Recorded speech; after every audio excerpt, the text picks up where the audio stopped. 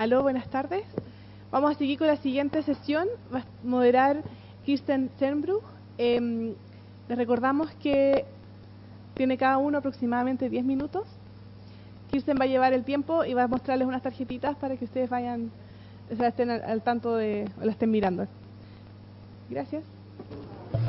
Gracias, Amaranta. Vamos a comenzar con el papers en el orden que aparece en el programa, así que comienza Alice Crosa, de la Universidad de Cambridge, sobre Mexican Elites and the Reproduction of Inequality. Hola, buenas tardes. Yo en un principio preparé la presentación en inglés porque pensé que iba a ser en inglés, pero veo que igual vale más la pena hacerla en español, entonces ojalá me puedan perdonar si me confundo en algunos de los términos, ya que los voy a traducir hacia el instante. Pero como tenemos 10 minutos nomás, les voy a presentar súper rápido un trabajo de 4 años, que es mi doctorado, que es sobre las percepciones de las élites de desigualdad y cómo esas pueden o no influir en las tendencias o trends de desigualdad real en México. La razón por hacerlo en México es porque ahí he estado investigando incógnito y oficialmente varios años la élite y es donde vivo, entonces conozco el contexto más o menos. Les quiero decir al principio por qué creo que importa lo de las percepciones de la desigualdad más allá de las dinámicas reales de la desigualdad, porque las élites obviamente tienen una influencia bastante importante más allá de otra gente en decidir cuáles vayan a ser las posibilidades de políticas aplicadas y el discurso público sobre temas como desigualdad. Lo que vi es que las percepciones de la élite difieren mucho de las tendencias reales de la desigualdad en México y por lo tanto también definen más o menos el espacio de acción de las políticas que se pueden tomar para mejorar la distribución bastante desigual en México. Les voy a decir qué es la metodología que usé. Entrevisté 40 personas de la élite en un principio de un 0.1% del ingreso, o sea, la parte del 1.1% más rico de la distribución de ingresos, y aparte de eso, que estén en una posición económica, política o intelectualmente importante, o sea, de decisión en la Ciudad de México. Y ahorita vamos a ver con los datos que eso del 0.1% a lo mejor es el 0.5%, porque los datos a lo mejor están subestimando el ingreso real, pero sigue siendo gente de ingreso muy, muy alto. Y lo que pretendí fue tener una gama amplia de agentes variados en sector privado y público, académicos, media, ONGs y también de diferentes características personales, incluyendo hombres, mujeres, jóvenes, gente más grande, izquierda, derecha políticamente, gente que según ellos hicieron sus riquezas personalmente o los que lo heredaron y diferentes otras características personales. No creo que puedan leer muy bien esos números, no importa mucho, es para decir que la desigualdad en México es muy, muy alta y el 0.1% según datos oficiales del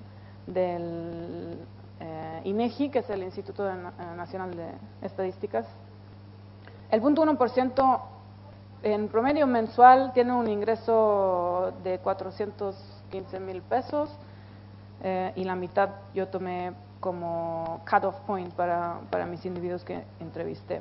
Igual eso es un poco más alto, entonces igual estoy hablando del 0.5% más rico, pero sigue siendo gente bastante rica. Un par de resultados preliminares. Para que se hagan una idea de qué son las cosas que les pregunté, por ejemplo, es cómo consideran o qué consideran que es la desigualdad y hacia dónde va. Y ahí la gente no coincide en nada. Algunos dicen que va subiendo, otros dicen que va bajando.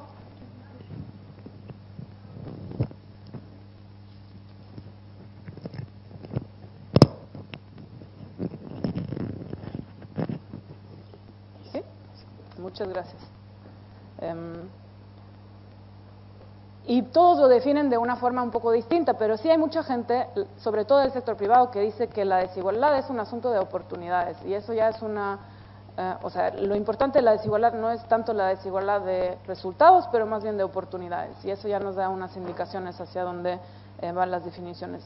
Para mi sorpresa, la mayoría de la gente con la que hablé dijeron que consideran la desigualdad una cosa mala, y por diferentes razones, porque puede haber revolución o puede cambiar la estructura social y eso es algo malo, o también mucha gente dijo porque la pobreza es un problema y porque hay mucha violencia en el contexto mexicano, y otros temas sociales muy importantes. Pero casi todos dijeron que lo consideran una cosa natural y necesaria por varias razones. Y históricamente siempre ha sido así y es una cosa que va a quedarse bastante pesimistas en términos de quitar la desigualdad en términos más absolutos. Eso es algo interesante también porque obviamente en algunos países sí se ha reducido dramáticamente la desigualdad y pues si la gente cree que no se puede, pues a lo mejor hay menos intención de cambiarla.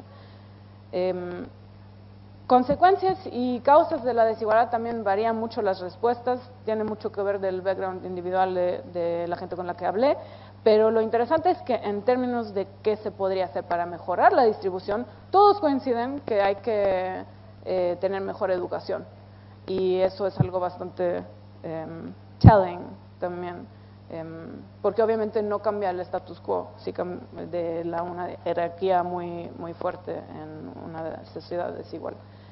Todos también coinciden que hay que hacer algo a nivel personal, que el sector privado puede mejorar las condiciones laborales, pero en términos de redistribución y de impuestos, por ejemplo, sí es más complicado y más ambiguo ahí el asunto. Lo que les quiero mostrar como más interesante, a lo mejor que esas cosas anecdóticas, es lo que vi con el bias percepcional o el rezago recepcional de la gente que es muy rica en relación a lo que creen donde están en la distribución de ingresos. Toda esa gente que, bueno, esos son los puntos, son mis entrevistados, y les pregunté en qué decil se ubican, que es el y-axis, y cuánto es su ingreso real o qué ganan mensualmente, que es en el axis X. Y mucha gente que tiene ingresos por encima de $1 millón de pesos, que déjenme decir es bastante alto en México porque el ingreso medio son por ahí de 15 o 12 mil pesos, o sea, $1 millón de pesos, se ubican en el decil 8 o 7, o sea, clase media alta quizás. Eso es un rezago percepcional muy fuerte y obviamente implica que la gente no tiene mucho entendimiento de qué tan grande es la desigualdad en México realmente. No les voy a contar mucho sobre los estudios de Inglaterra que hay parecidos, donde la gente se ubica más o menos cerca de la mitad, ya sean más pobres o más ricos en términos reales, que es la última columna que ven ahí. Más lejos que están del centro de la distribución, más mala está su autoubicación. Es para decir que es un fenómeno que existe en muchos países, que uno se percibe en otro lugar de la distribución de lo que realmente está, pero sí ha sido muy dramático ver que la élite mexicana se ubica más o menos en la clase medio alta, porque no sé si ven la línea que está justo al lado del y-axis, que denomina que es solamente el 0.5% más rico de la población, y creen que están por ahí del 70-80%. Bien, ¿a qué se debe eso? Una de las explicaciones, y eso va a ser muy rápido, porque es muy complicado y todavía no lo tengo del todo mapeado, pero son las observaciones secundarias, como las estoy llamando ahora, que es lo de los muchos Méxicos, que casi todos los entrevistados me dijeron, es que no hay un México, son muchos Méxicos. Y eso básicamente explica una cuestión de estructura de oportunidades social y espacial también, donde hay una segregación muy fuerte, política, económica, social, físicamente, culturalmente, entre los diferentes grupos socioeconómicos. Y solo para que se hagan una idea, aquí hay un mapa con un par de las áreas donde vive gente más adinerada, sobre todo en la parte verde y azul en el lado izquierdo del mapa. Y en el otro lado derecho, pues mucha gente con los que hablé nunca han ido ahí, no conocen esas áreas, no tienen nada que hacer ahí porque pues todas sus universidades, sus hospitales, sus conexiones, sus amigos están en sus mismas áreas, ¿no? Es una segregación muy, muy fuerte, espacial, social y culturalmente. Los ejemplos que les puse ahí del uso de transporte público, les pregunto, todos me dicen que no lo usan por razones de comodidad, de seguridad, de tráfico, pero tienen un aeropuerto para aviones privados al lado de Santa Fe, en Toluca, y ese sí lo usan más que el aeropuerto que lo ven ahí en el lado oriente. Lo mismo pasa con escuelas públicas, no van a escuelas públicas, tienen algunas universidades privadas muy muy caras, pero que están ahí cerca y conviene, o si no están cerca igual van ahí. Lo mismo con la salud pública, tampoco la usan. Algunos me dijeron que van volando a Estados Unidos si les pasa algo porque les queda más cómodo que ir hacia un hospital en otro área. Entonces, existe una especie de círculo de reproducción de la desigualdad que se basa en una autosegregación de los grupos y también por oportunidades espaciales que existen. Si yo conozco en mis entornos la gente, pues voy a asociarme más con ellos. Es un fenómenos bastante conocidos en psicología de reference group y de in-group y percepciones así. Y esos mecanismos de educación, salud y seguridad social muy, muy estratificados, o sea, privado y público, paralelamente también ayudan a que esas ventajas iniciales que tiene gente con altos ingresos, pues que les mantengan y que excluyan a otros grupos. Es una especie de gatekeeping process. Bueno, se crea así un círculo de protección de pues ventajas, digamos, socioeconómicas. Quería decirles un poco de qué se puede hacer para mejorar o para salir de ese círculo, porque pues es un poco deprimente pensar que alguien que ya tiene muchas ventajas va acumulando más ventajas y es muy difícil meter otra gente que no tiene esas ventajas. Y no tengo mucho tiempo para hablar de las políticas públicas para crear espacios de desegregación o interactuación públicos, pero eso es una política muy muy importante en lugares como México, no sé cómo sea aquí en Santiago, pero que no hay espacios donde interactúan diferentes grupos socioeconómicos, y una provisión de bienes públicos universal, donde no existe ya o donde puedes ameliorar la estratificación de bienes como educación o salud. Y más allá existe una responsabilidad, yo creo, de académicos o de gente que estudia ese tema, y ese ya es mi último punto para quedarme en el tiempo, de dar números que pueden ayudar, datos que pueden ayudar a la gente a entender qué tan grande es la desigualdad real y cuáles son las consecuencias de esa distribución tan extrema, para que la gente esté con más urgencia para cambiar la situación, incluyendo las élites. Perdón por correr por los temas, pero ahí lo podemos discutir después. Gracias. Gracias, Alice, y disculpa el apuro. Ahora le toca a Daniel Miranda sobre The Intergenerational Transmission of Political Inequality, the Latin American Case. Ahí sí. Okay.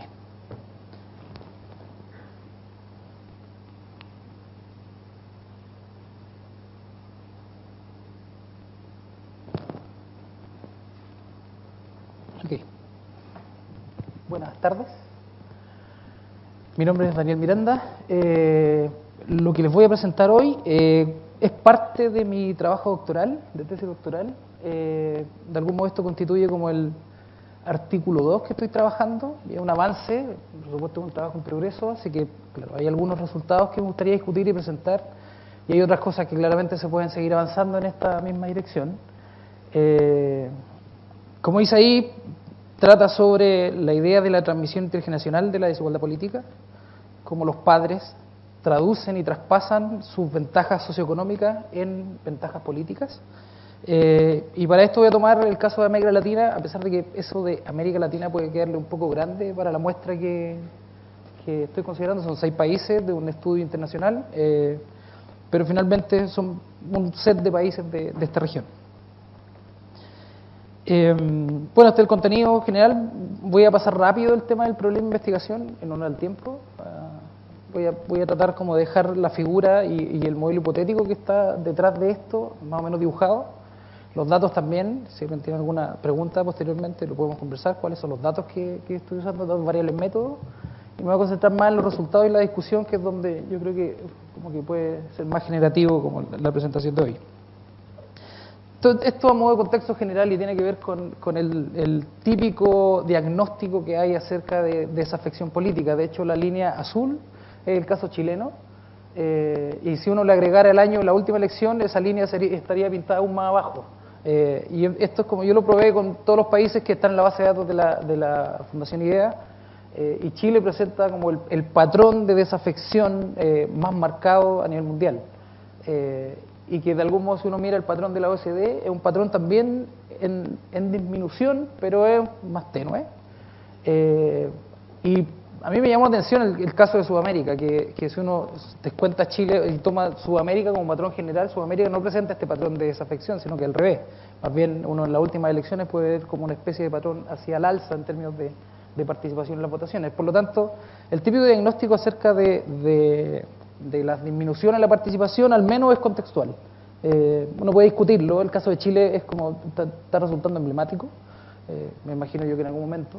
Y esto además coincide con la otra parte de la historia, que es cuando uno considera otras formas de participación o diversifica los repertorios de participación, los diagnósticos tienden a ser un poco disímiles. Más bien, desde el 2011, en el caso chileno, 2006 o tal vez un poquito más atrás, uno puede rastrear aumentos en las formas de participación, en otras formas de participación, como asistencia a marchas, manifestaciones y demás. Cosa que también ha pasado en otras latitudes. Por lo tanto, el tema de los repertorios de participación, las formas de participación, es un primer elemento que uno debiera considerar al momento de tratar como de entender este tema de la participación al menos. Otro elemento importante es la típica evidencia internacional acerca de, y es como súper conocido en distintas disciplinas, sociología, ciencia política, en psicología también, que las personas con mayores recursos tienen mayores probabilidades de participar, sobre todo en términos formales o en términos de voto, lo que también se traduce como en mayores probabilidades de representatividad, mejor representatividad y demás.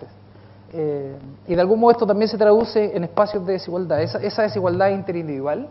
En contextos de desigualdad se ve aumentada. Hay algunas evidencias que muestran eso, sobre todo en el Gini Project, que uno puede rastrear.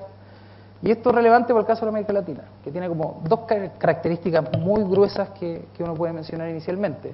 Grandes esfuerzos por consolidar las democracias, esa es como una de las cosas, y eso uno lo puede rastrear desde principios del siglo XX, pero también después de las dictaduras de mediados de siglo, donde se hicieron esfuerzos y eso se traduce en mejores evaluaciones, por ejemplo, en los típicos índices politológicos tipo Freedom House, donde las distintas democracias en América Latina logran ciertos niveles.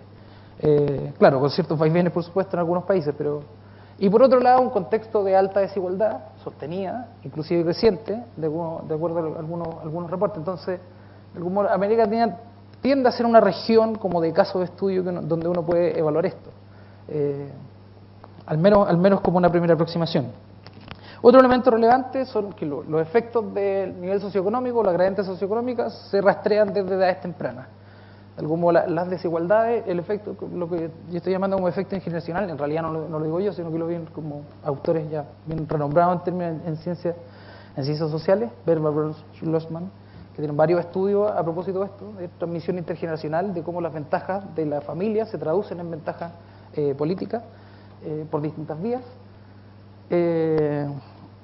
En algún modo estas condiciones de desigualdad en la vida adulta, que se traducen en desigualdades en edad escolar, también son importantes amenazas como al tema de representatividad y el principio de igualdad política.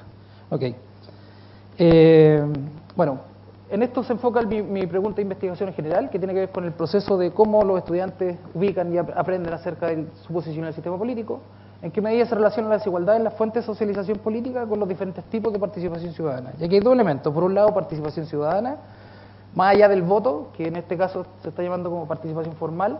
Hay otros elementos que uno puede considerar al menos. Esta es una propuesta de Ekman Anamna, que consideran otra dimensión que es la participación civil, la vida comunitaria, y por otro lado la participación vía como activismo, digamos, como participación en marchas, manifestaciones, que es una forma también de presionar al gobierno, así como la formal, pero es una vía alternativa. Bueno, dos mecanismos que a mí me interesa evaluar en esta vuelta, que son propuestos por Brady, Verbach y Losman, es como, por un lado, cómo se traduce la desigualdad socioeconómica en desigualdad política. Lo que proponen ellos es que hay dos vías. Padres más educados generan clima político más rico en la familia. Eso es como una de las vías. Y la otra vía es que la reproducción es socioeconómica, como generan mayor nivel educacional, mayor ingreso en el futuro y además mayor habilidad cívica. Esos son como los dos mecanismos que uno podría evaluar y que están propuestos en la literatura. Sin embargo, esta evidencia está basada principalmente en formación retrospectiva, población adulta, norteamericana principalmente. Esa es como la base en la cual consideran esto.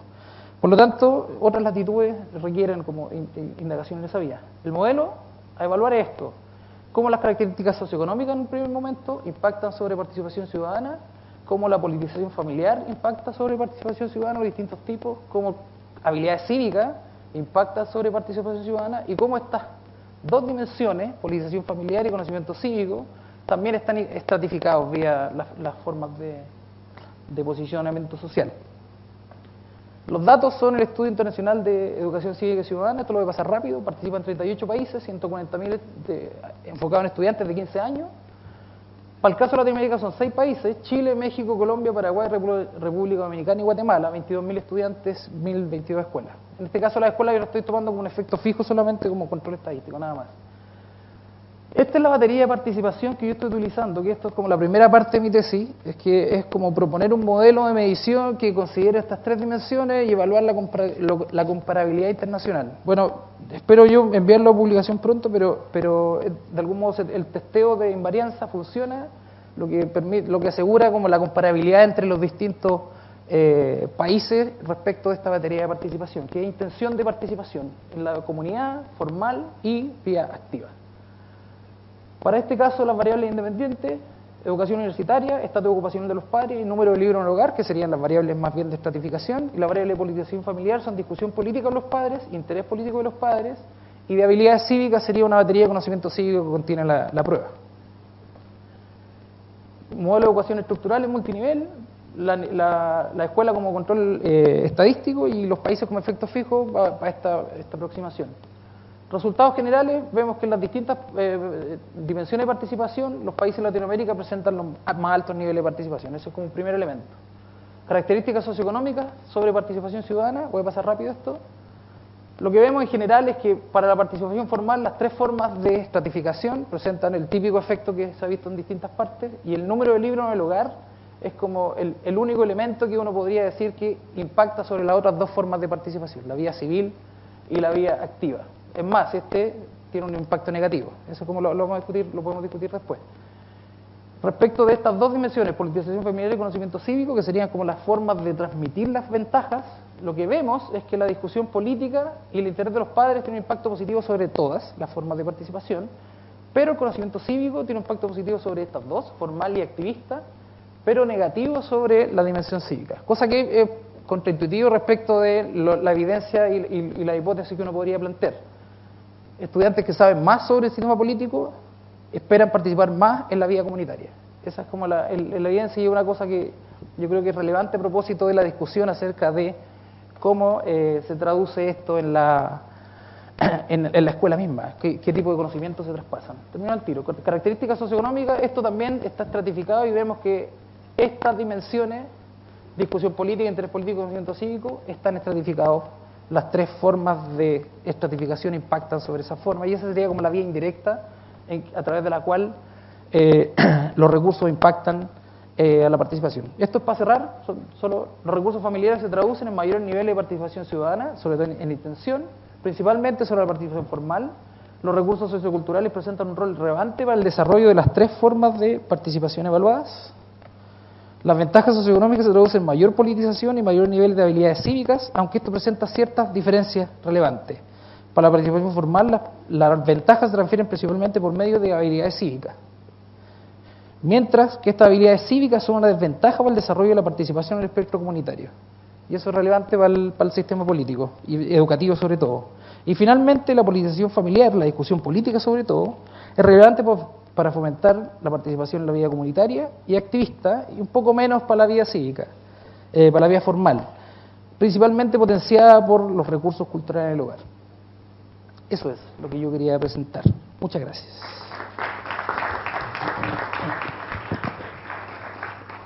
Muchas gracias, Daniel. Pasemos ahora a Sebastián Montero Álvarez.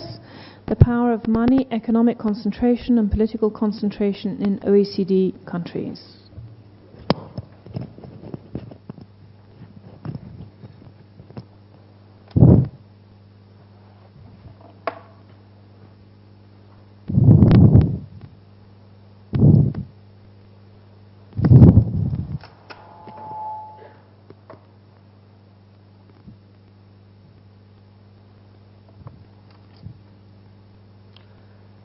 Hola, buenas tardes. Mi nombre es Sebastián Montero, magíster de Economía de la Universidad Católica. Hoy día les quiero presentar mi tesis, que consiste en tratar de medir el impacto que tiene la desigualdad de los ingresos en la desigualdad política en base a una muestra de 16 países de la OECD entre el año 80 y el 2000. La desigualdad de ingresos ha ido aumentando de forma fuerte desde más o menos principios de los años 80. Hay estudios recientes, algunos informes de la OECD que muestran cómo ha aumentado para 17 de sus países miembros, de los que existen datos de largo plazo. Y fue un proceso que empezó en países como Estados Unidos y Inglaterra, pero que también ha pasado en países que históricamente tenían baja desigualdad, como Alemania, también Suiza y otros países nórdicos. Esta fuerte desigualdad se ve sobre todo expresada en que se ha ido polarizando una brecha grande entre los ricos y los más ricos y los más pobres, sobre todo entre lo que gana el 10% más alto en comparación al 10% más bajo. En estos últimos años, investigadores como Alvareo, Atkinson, Piketty, Sáez y Zuckman han hecho bases de datos y han creado series de tiempos sobre la concentración de ingresos que tiene, por ejemplo, el top 1% de la gente de la distribución en la punta de la distribución, o sea, el 1% más rico, también el 5%, el 10%, y varias series. En esta presentación me voy a centrar solamente en el 1%, pero la investigación se realizó con también el 10% y otras series y se mantuvo los mismos resultados. Acá podemos ver en este gráfico que para un grupo de países representativos donde hubo un aumento grande, que corresponde a los países occidentales angloparlantes, como Estados Unidos, Canadá, Australia, Nueva Zelanda e Irlanda, hay un aumento fuerte, sobre todo como ejemplificado por el aumento que tiene Nueva Zelanda, que creció menos de 15 años, lo que acumula el top 1% de un 5 a un 13,5%, y Estados Unidos, que se duplicó pasando de un 8 a un 16,5%, lo que acumula el 1% más rico. Sobre los efectos que tiene esta desigualdad de ingresos en términos económicos, se han hecho varios estudios y no hay resultados claros sobre si es que esto favorece o perjudica al crecimiento, pero hay una arista política que no se ha investigado con tanto detalle y, bueno, citando a un economista importante del MIT, Daron Acemoglu, él presenta que el efecto más dañino de la desigualdad económica viene indirectamente por el lado del efecto que tiene en desigualdad política, y que es un hecho que se ha dado a través de la historia y que se da actualmente, que a medida que la gente adquiere mayores recursos económicos y se convierte en más poderosa, va a empezar a intentar ocupar esa influencia para obtener más poder político. Entonces, eso es lo que queremos medir en esta investigación. Antes de empezar de meterme en la parte empírica de cómo planeo hacer esta medición, quiero dejar claro a qué me refiero con desigualdad política, a qué me refiero con concentración política. Para esta investigación yo ocupé una base de datos nueva que se llama Varieties of Democracy. Es una base de datos que se lanzó este año a inicios del 2016, que está apoyada por varias instituciones, como pueden ver acá, sobre todo países nórdicos, y que busca un poco competir con mediciones actuales más unidimensionales sobre la medición de la democracia, tratando de enfocarse en varios aspectos de la democracia, como pueden ver ahí en el círculo. Y mientras los índices actuales como el Polity o el Freedom House se centran más en la parte electoral solamente. Entonces tiene varios índices que buscan una medición un poco más amplia de lo que se refiere a diferencia en la democracia o medición democrática para un país. Uno de esos índices que ocupo yo para esta investigación corresponde al índice de poder distribuido por posición socioeconómica, y que este índice lo que busca es responder a la pregunta sobre cómo está distribuido el poder político entre los distintos grupos socioeconómicos. Es un índice que tiene 5 niveles, va desde el 0 hasta el 4. Voy a explicar los que son relevantes para esta investigación. El nivel 0 significa que los ricos no tienen mayor poder y el poder está dividido de forma más o menos equitativa entre las sociedades, entre los grupos sociales. Nivel 1 significa que la gente más rica tiene un mayor poder, pero la gente de ingresos promedio tiene más o menos la misma influencia, y que los pobres también tienen un nivel significativo de poder. El nivel 2 significa que los ricos tienen fuertemente tomado el control político y que la gente de ingresos promedio o más pobre tiene solamente cierto nivel de influencia, pero en los temas que no son importantes para los ricos. Después hay algunos casos más extremos donde los ricos dominan o tienen un monopolio del poder, pero que no vamos a ver en este caso, porque nos encontramos en países de la OSD en donde son países relativamente democráticos con poca concentración. Son del 0 al 2 son los niveles importantes para este caso. Antes de pasar a la siguiente parte, sobre lo que es desigualdad de ingresos y el efecto que tiene en desigualdad política, se ha hecho varias investigaciones, pero sobre todo en el área de la ciencia política, no tanto en el área de la economía.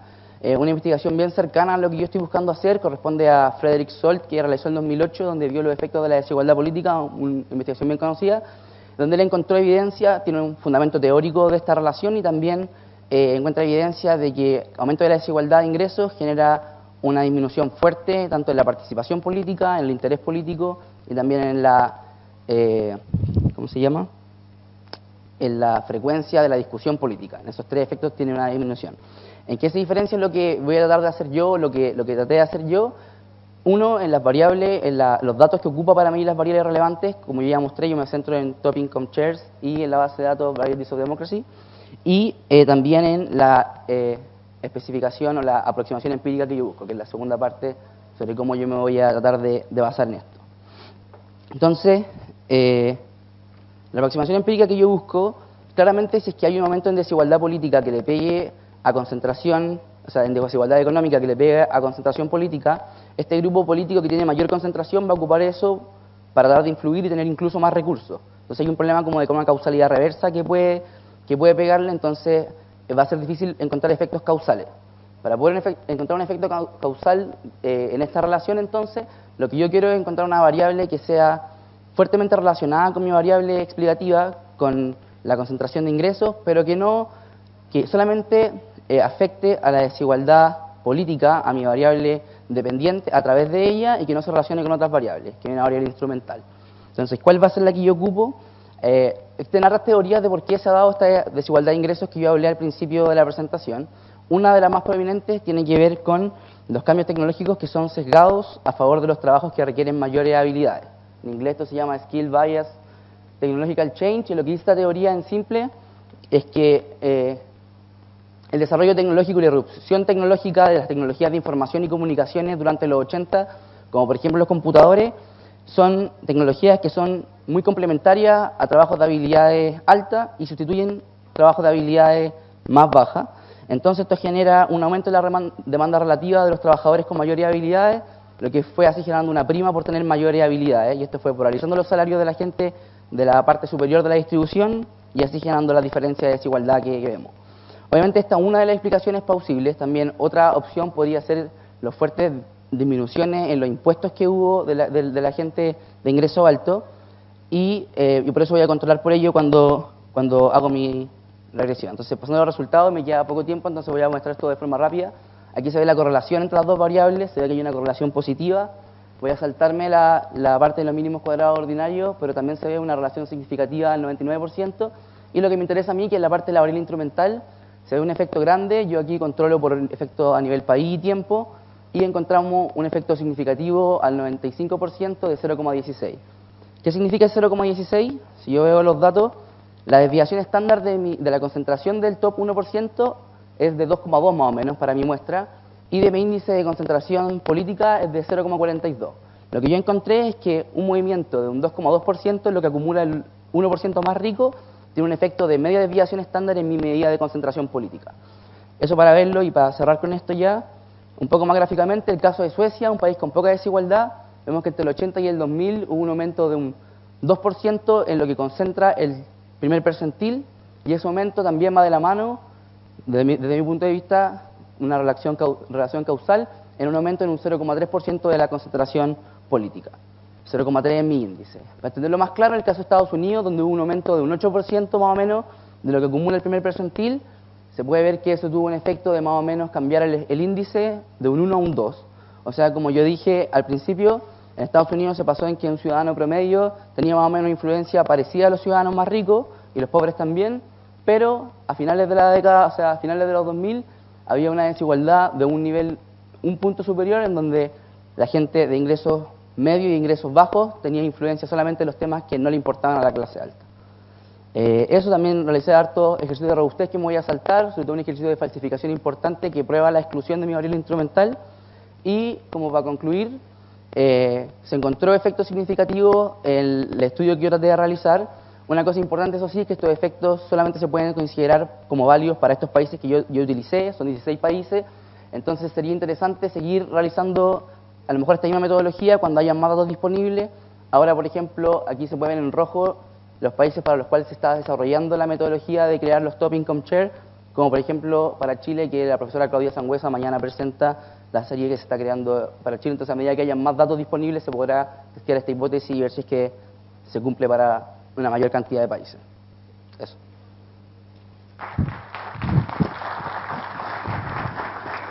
Muchas gracias, Sebastián. Ahora presenta el último paper Hugo Contreras Gómez sobre la destrucción de locales de votación como forma de la desigualdad política. Gracias.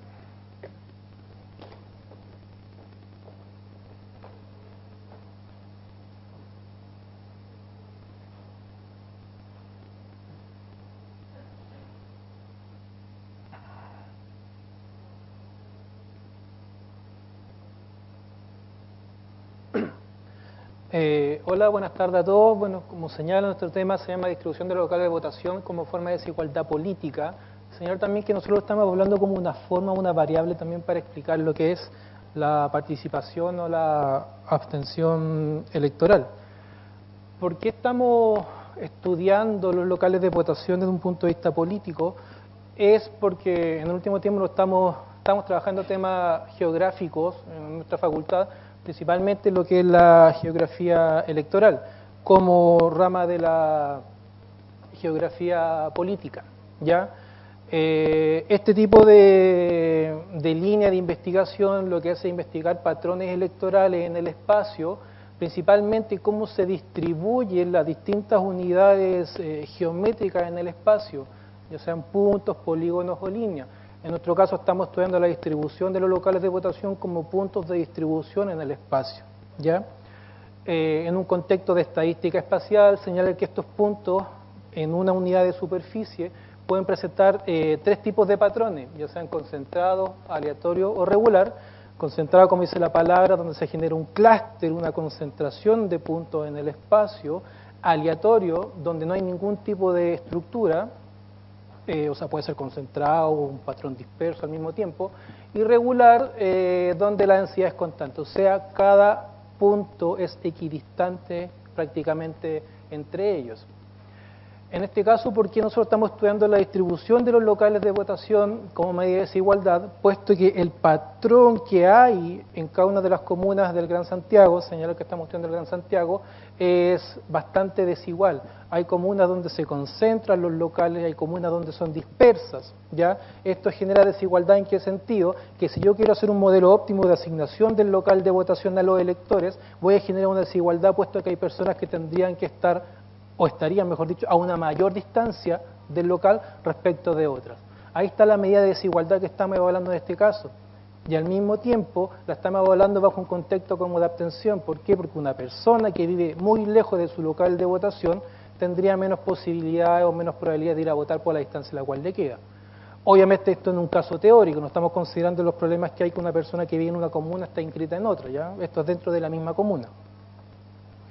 Bueno, ahí hay un ejemplo de los tipos de patrones: concentrado, aleatorio y regular, desde el punto de vista teórico. un problema poco estudiado y porque lo estamos trabajando también, que desde el punto de vista geográfico y para la toma de decisiones en lo que es la política pública, es muy poco estudiado lo que son los modelos de asignación y localización. O sea, en base a qué criterio de igualdad o equidad yo distribuyo la infraestructura en una superficie. Hay que considerar que en base a qué se debería distribuir, en base a qué yo debería tomar la decisión de poner cierta infraestructura en un lugar, es si esa infraestructura presta un bien o no, o sea, se genera una externalidad positiva o una externalidad negativa. Por ejemplo, en base a qué criterio yo determino instalar hospitales o colegios en una ciudad, en una comuna, lo cual me genera externalidad positiva porque mientras más cerca esté de la población el beneficio es mayor. O al revés, infraestructura negativa, que genera externalidad negativa, en base a que yo tomo la decisión, por ejemplo, de poner un vertedero o poner una cárcel. ¿Ya? En ese caso yo tengo que maximizar la distancia a la población. ¿Ya? En este caso, nuestra hipótesis es que los locales de votación deberían estar equidistantes a todos los puntos de una comuna y que a la vez la asignación del local de votación de la persona debería ser también equidistante, o sea, en función de la distancia más que de los actuales criterios que utiliza el CERVEL para asignarlo. ¿Ya? Como le decíamos, elecciones, mecanismo de participación ciudadana. Esto bajo el contexto de la hipótesis que le decíamos que mientras más alejado esté el domicilio del elector al local de votación, disminuye las posibilidades o las probabilidades que éste vaya a votar. En base a qué se asigna el local de votación, dice tal cual como lo señala el artículo 52 de la ley 18.700, se designan como local establecimientos estatales o privados que sean más adecuados para el expedito funcionamiento de las mesas, la instalación de cámaras secretas y la mantención del orden público considerando criterios de facilidad de acceso a los electores. Pero en ninguna parte habla del acceso desde el punto de vista de la cercanía que tenga el elector para ir a votar. O sea, si estamos considerando un tema de acceso, si estamos considerando un tema de igualdad, ¿por qué no considerar la distancia media que hay entre el domicilio y el local de votación para ir? Aumentando la posibilidad de que la persona vaya a votar. ¿Ya? El actual sistema considera criterios de acceso para los electores, sí considera, perdón, un aspecto central debiese ser la distancia, como les decía anteriormente. En base a esto, nuestro objetivo fue analizar la distribución y el patrón espacial actual, no actual, este trabajo ya lo hicimos hace un par de meses, es la distribución y asignación de locales de votación que se utilizó para las elecciones del año 2013, elecciones presidenciales, ¿ya? Como medida de desigualdad de las comunas del Gran Santiago. Como objetivo específico que hicimos, realizamos un análisis exploratorio de datos, exploratorio espacial, evaluamos el nivel de agregación, o sea, concentración o no, de lo que es la distribución en cada una de las comunas, estimamos un indicador de desigualdad, un DIN espacial, que existe, que es una medida en relación a la distribución en base a la superficie, y exploramos la factibilidad de mejorar la distribución de los actuales, repito, de los locales de votación que habían para el año 2013, para la elección presidencial del año 2013. En base a qué evaluamos o designamos a una comuna que tenga un patrón aleatorio, disperso o concentrado, es más un indicador muy utilizado, lo que es estadística espacial, que es el vecino más cercano, y como dice ahí, corresponde a un índice en base a la distancia promedio de cada entidad a una entidad vecina más cercana.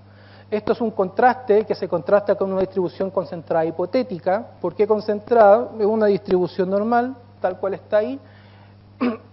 ¿Por qué digo concentrada? Porque la idea es que todos los puntos estén muy cercanos a un centro, o sea, la distancia sea muy corta y sea muy poca en la distancia, en este caso los puntos que están alejados en distancia de ese centro.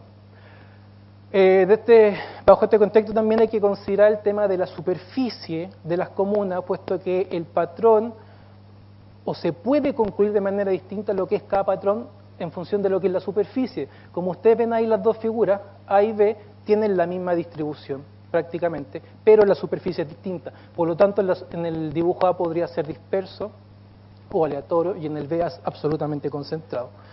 Me voy a adelantar, me queda poquito tiempo. Ahí están los locales de votación para las elecciones del año 2013 y aquí están los resultados. Voy a ir un poquito rápido y me voy a quedar en esto.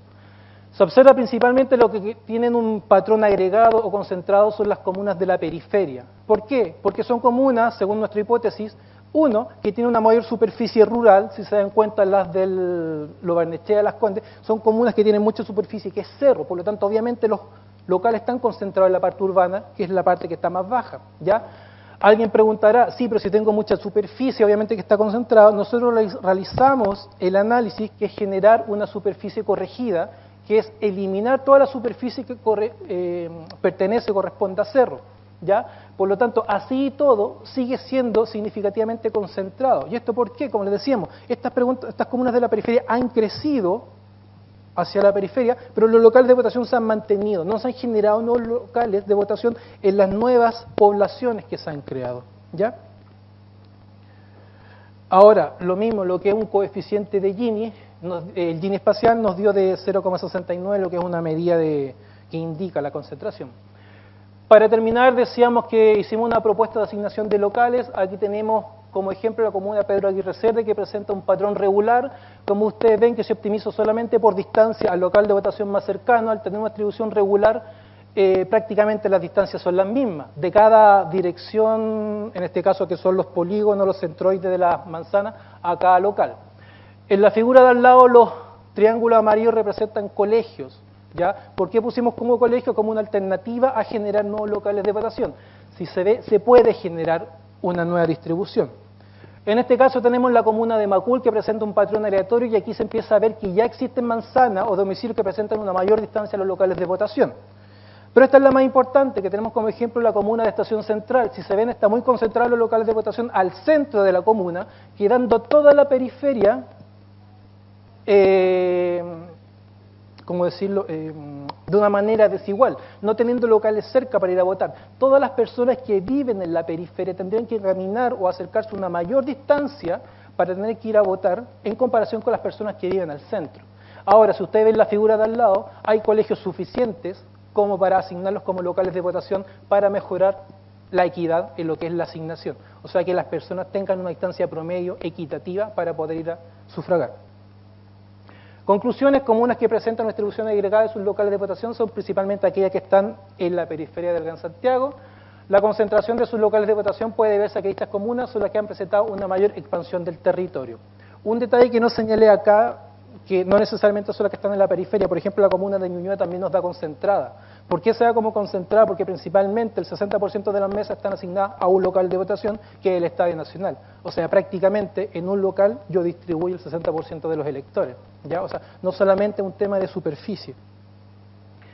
La distribución lograda en los locales de estas comunas posiblemente no se haya debido a la planificación consciente, sino a que estas son comunas tradicionales, ¿ya?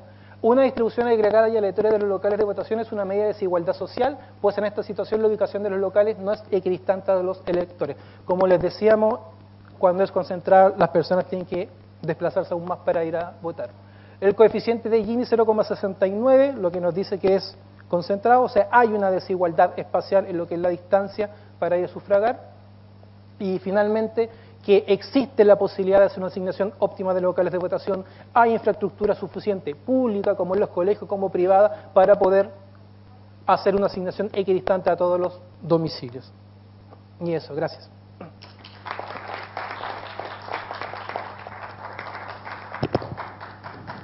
Gracias, Hugo. Estamos muy encima de la hora, pero igual hay un pequeño espacio para preguntas. Y sugiero que si hay preguntas lo juntamos y lo contestamos entre todos al tiro. ¿Hay una pregunta ahí?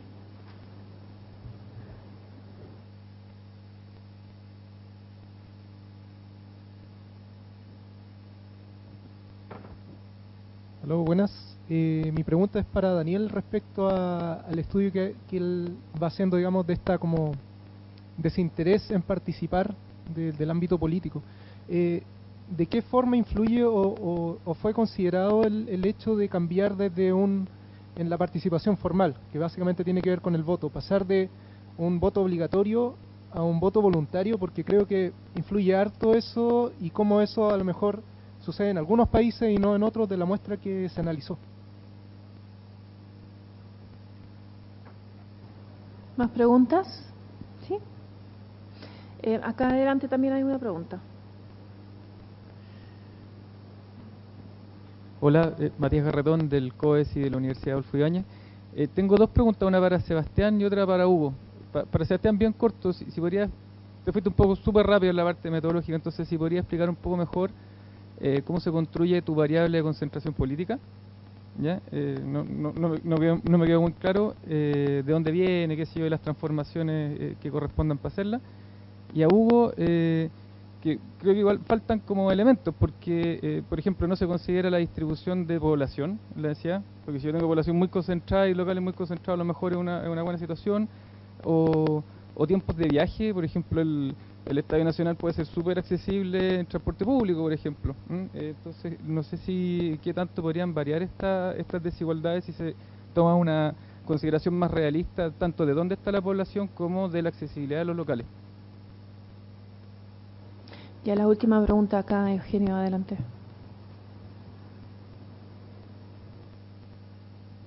Daniel, te quería hacer una pregunta respecto de, ¿no crees que puede haber un poco de colonialidad en alguna de las variables? Por ejemplo, nivel de educación y libros. Ya, esa es una pregunta. Y también en términos de interés en la política, y creo que había otra pregunta sobre si los padres perciben que es importante. Entonces, al haber colonialidad te puede estar un poquito fallando el modelo ahí. O sea, tendría que introducir alguna variable para que te resuelva eso. Y lo otro, si no has visto la posibilidad de controlar por capital social o participación en organizaciones sociales, porque yo creo que para esos países vas a tener en la World Value Survey o en alguna de esas vas a tener algún tipo de información. Está todas las teorías de si yo participo en organizaciones, bueno, tú lo debes saber por tu marco teórico. Y Sebastián, una pregunta, no entendí si tú estás haciendo tienes una variable categorial, ¿no es cierto? Y la estás correlacionando con una continua, y me gustaría saber qué modelo estás usando, y lo otro si un modelo bivariable, porque me gustaría saber si controlaste por otras variables, porque si no tendrías algún problema ahí. Muchas gracias por las preguntas. Les tengo que pedir a los expositores que sean muy breves en sus respuestas.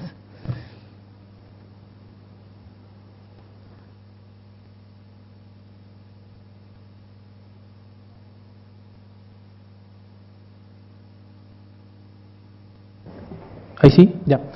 Respecto de la pregunta que me hiciste de si se consideran otras variables como el acceso, tiene toda la razón. O sea, de hecho, hoy día, ¿cómo se asignan? Como decía el PowerPoint, una de las variables que se consideran es el acceso. Nosotros solamente no estamos agregando o queremos complementar que aparte del acceso hay que considerar la distancia, porque el local puede ser muy accesible, pero no necesariamente se le está asignando a las personas que viven en la periferia, o en la periferia de ese local me refiero, o sea, cercano a ese local, sino que a personas que pueden vivir mucho más lejos del local.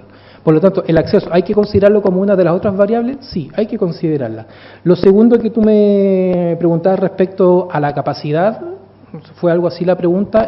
Sí, o sea, el modelo, lo que nosotros presentamos es una parte de lo que tenemos, y considerar la oferta y la demanda, en este caso la capacidad de cada local, la capacidad de cada colegio respecto de la cantidad de personas que hay, es un factor a considerar en el modelo de optimización. Lamentablemente hoy día nosotros no sabemos, primero sí sabemos qué local es el que se asigna, pero no conocemos la capacidad de cada local. Ejemplo, en algunos colegios en el que yo voto hay 3 mesas en una sala de clase, cuando en otros colegios, no sé, hay una mesa. Por lo tanto, ¿cuánto es la oferta que puede ofrecer ese colegio en función de la demanda que hay? ¿Me entiendes? ¿Hay que considerarlos para hacer un modelo óptimo? Sí, porque muchas veces, por muy cerca que me quede el local de votación, tengo que considerar la capacidad del local. Una vez que esté satisfecha, tengo que abrir otro local muy cerca que también sea equidistante. Gracias, Daniel. Sí, solo para resumir, respecto de la pregunta voto obligatorio o voluntario, un paso 3, como en el tema de la tesis, por un lado como el tema de la comparabilidad, testear como el caso de Latinoamérica, sería ya meter todos los países y considerar estas variables como un nivel agregado, nivel 3 de países, considerando que hay 38 países y uno podría evaluar en qué medida el voto obligatorio puede generar un impacto desde el nivel país hacia el nivel individual. Esa es como una de las aproximaciones. Y eso también va a la respuesta de las variables de capital social a nivel agregado, que uno también es parte de las cosas que estoy evaluando en términos de qué elementos del nivel país incluir, porque igual, a pesar de que son 38, en términos del nivel no son pocos, es un número pequeño. Por lo tanto, tengo que elegir muy bien qué tipo de variable voy a utilizar en esa aproximación.